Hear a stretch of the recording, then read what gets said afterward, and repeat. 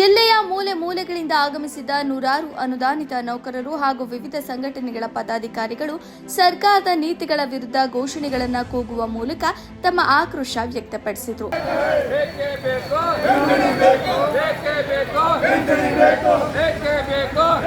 2006ರ ನಂತರ ಸೇವೆಯಲ್ಲಿದ್ದರೂ ತಮಗೆ ನ್ಯಾಯಯುತವಾಗಿ ಸಿಗಬೇಕಾದ ಹಳೆ ಪಿಂಚಣಿ ಸೌಲಭ್ಯ ಸಿಗುತ್ತಿಲ್ಲ ಎಂದು ಶಿಕ್ಷಕರು ಅಳಲು ತೋಡಿಕೊಂಡರು.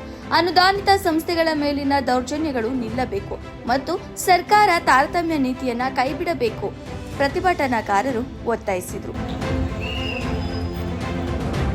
ಈ ಬೃಹತ್ ಪ್ರತಿಭಟನೆಯಲ್ಲಿ ಮಾಧ್ಯಮಿಕ ನೌಕರರ ಸಂಘದ ಗೌರವಾಧ್ಯಕ್ಷರಾದ ಬಣಕಾರ್ ಸರ್, ಜಿಲ್ಲಾ ಅಧ್ಯಕ್ಷರಾದ ಬೆಟ್ಟಳ್ಳಿ ಸರ್, ಹಾನಗಲ್ ತಾಲೂಕು ಅಧ್ಯಕ್ಷರಾದ ಡಿಡಿ ಲಂಬಕೋಟಿ, ಪ್ರಮುಖರಾದ ಸಂತೋಷ್ ದೊಡ್ಮನಿ, ಸಂತೋಷ್ ವಟ್ಟರ್ ಹಾಗೂ ಕರ್ನಾಟಕ ರಾಜ್ಯ ಶಾಲಾ ಕಾಲೇಜು ನೌಕರರ ಸಂಘದ ರಾಜ್ಯಾಧ್ಯಕ್ಷರಾದ ಹನುಮಂತಪ್ಪ ಜಿ ಸೇರಿದಂತೆ ನೂರಾರು ಅನುದಾನಿತ ನೌಕರರು ಮತ್ತು ಪದಾಧಿಕಾರಿಗಳು ಭಾಗವಹಿಸಿ ಜಿಲ್ಲಾಧಿಕಾರಿಗಳ ಮೂಲಕ ಮುಖ್ಯಮಂತ್ರಿಗಳಿಗೆ ಮನವಿ ಪತ್ರ ಸಲ್ಲಿಸಿದರು.